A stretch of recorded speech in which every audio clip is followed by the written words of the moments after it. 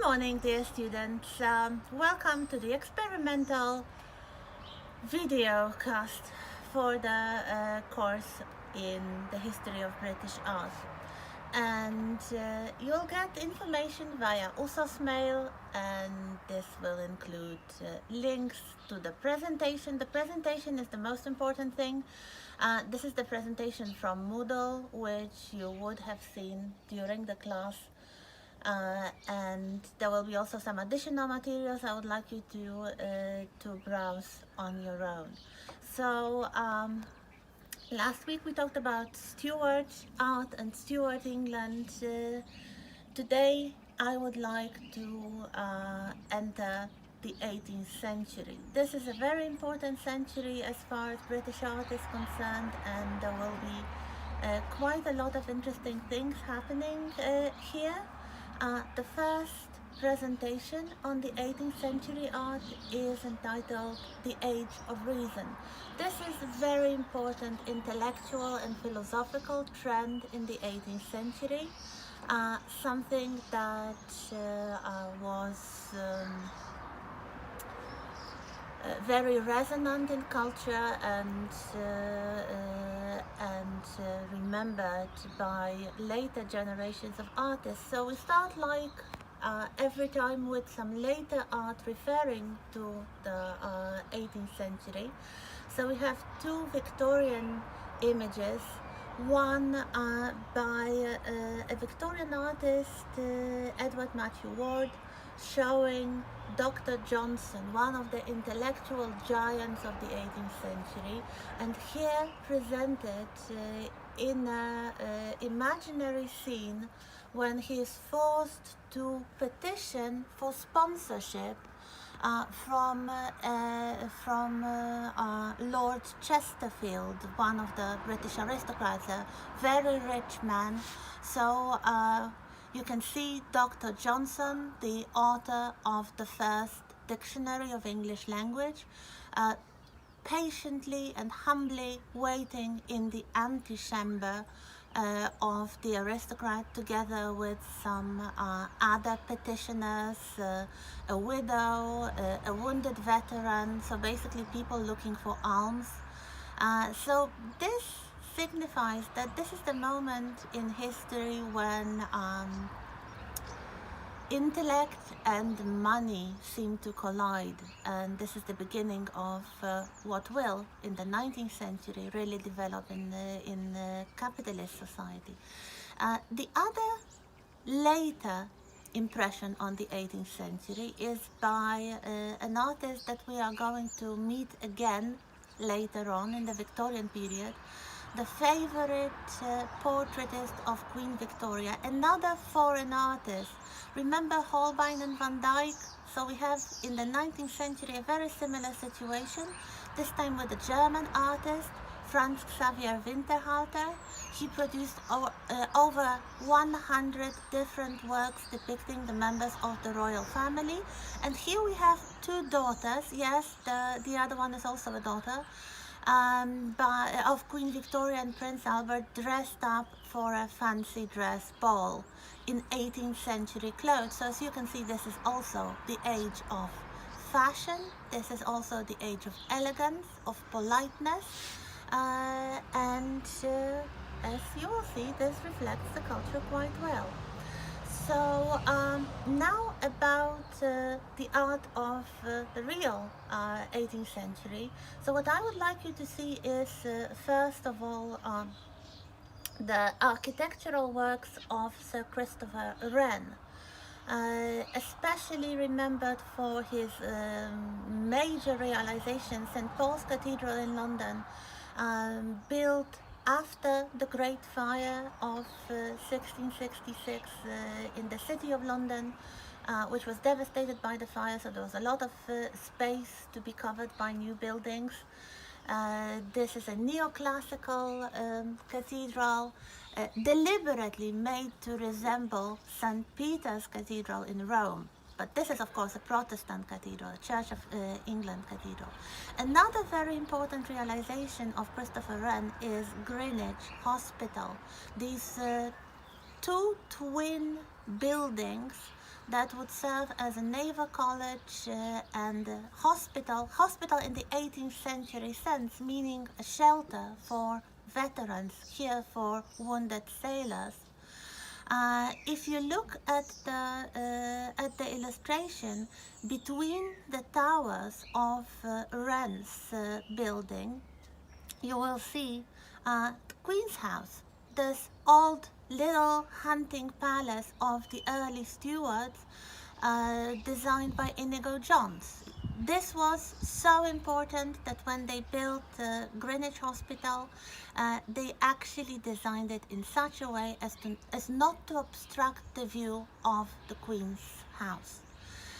Inside Greenwich Hospital, there are decorations by James Thornhill. The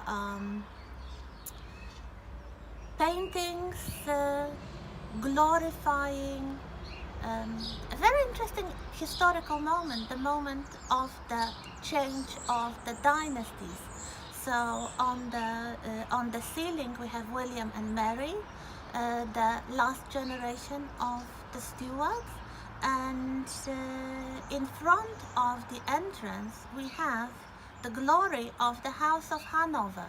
After the death of Queen Anne, a new dynasty, a German dynasty, was invited to the British throne by the Parliament because they were the closest Protestant relatives of the Stuarts. So we have the Georgian period. First four kings of this dynasty were all named George. So we have George I, George II, and George III. The fourth one will be already in the 19th century. The early Georges were not really very interested in British art. George II preferred music. He was a sponsor of Frederick Handel and opera, so we have a lot happening in music at that time, but not very much in the arts. But this moment in history is also the moment when we have the first British painter. Of course, he was not chronologically the first man to paint in Britain, but the first really first-class, important mainstream painter. He was the son-in-law of James Thornhill, and his name was William Hogarth. I will give you some additional links, and I would strongly encourage you to explore his art a little more. He was a portraitist, but he was not a royal portraitist. He concentrated on regular people, on middle-class people. In the 18th century, we start having what will later develop into the middle class. So we have a lot of portraits. Here you have one of the portraits painted by Hogarth of Captain Thomas Coram, the founder of London Foundling Hospital. So an orphanage, a very important institution, one of the first orphanages helping homeless children, abandoned children in London, set up by a sea captain, by a retired sea captain, whom you can see in this portrait. The London Foundling Hospital had a small art gallery, and Hogarth was one of the artists that donated his art for this in terms of charity. So you will see in a moment quite a lot of portraits. Sometimes portraits of famous people, though not always aristocrats, like actor David Garrick and his wife. Sometimes people that William Hogarth met in his daily life, like his servants. There's this beautiful portrait of the servants working in his house, or even this relatively poor young woman selling shrimps on the market. William Hogarth, the first English painter. He was a man from the middle class. He was a man with a keen sense of humor. On his self-portrait, he shows not only the tools of his trade, but also his favorite dog. And if you look especially at his cycles, um, cycles of paintings or cycles of engravings, there are quite a lot of animals being used as commentary, social commentary. So Hogarth's cycles start a new subgenre in art, something very typically British, something that will reverberate through British history of art, especially in the 19th century. There will be artists who will follow in the footsteps of Hogarth and also produce cycles. They are almost like graphic novels. They tell a story, usually a story about the society, about the vices of the society. Sometimes they were accompanied by written texts or poems. And I will give you some additional links, and I would like you to explore a few of these famous cycles. Sometimes they would have just two episodes, two images, like a comparison of Gin Lane and Beer Street. So the dangers of alcoholism, the dangers of drinking strong alcohol like gin, and the remedy to that in drinking beer, which was very low in alcohol in the 18th century and definitely much safer to drink than water. Two most famous cycles by William Hogarth are A Rake's Progress and A Harlot's Progress. The first one is a story of a downfall of a young man who inherits quite a lot of money after his father dies, but he doesn't use the money wisely. He squanders it on luxuries, on fashionable clothes, on fashionable leisure activities. He loses the money. He is forced to marry an older woman just because of her wealth. He deserts his fiancée, who is actually pregnant by him, and you can see her in the different episodes in this story. There are 8 episodes altogether showing the downfall of this young man, and this young woman he deserts becomes really his only friend and the only person who pities him in the end when he dies a completely destitute man in a madhouse.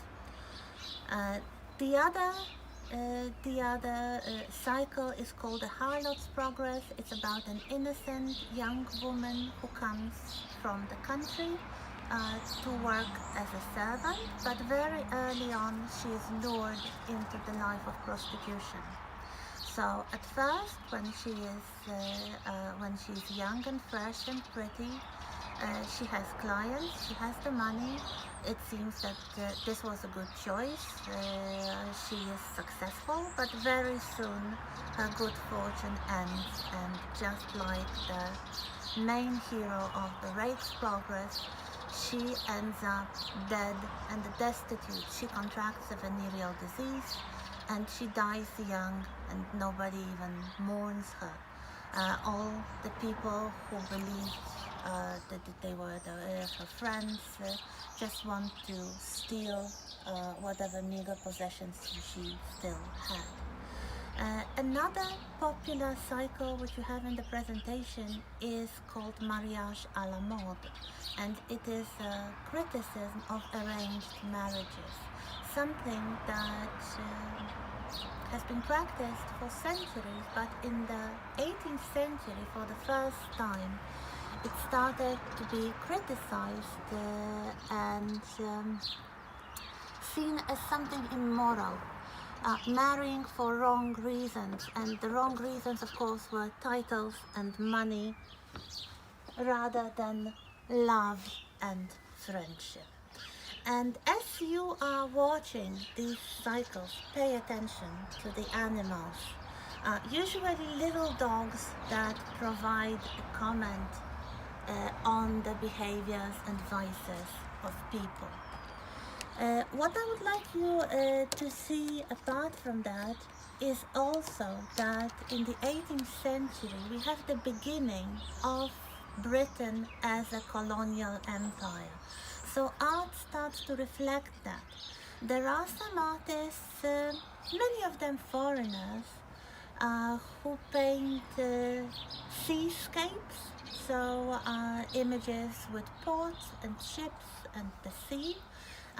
We also have first artists who paint colonial subjects. The successful military campaigns, the contacts with foreign cultures that will later build the British Empire. We finish again with a nod towards architecture, and there are two cities that epitomize 18th, well, maybe even three cities, that epitomize 18th century development, 18th century city life. The first one would be the city of Bath, which you may remember from our talk on the Romans. So of course the Roman baths and the Roman relics are still there, but in the 18th century Bath once again becomes very fashionable. It is a spa city. People come there to heal, to relax, to enjoy the social life.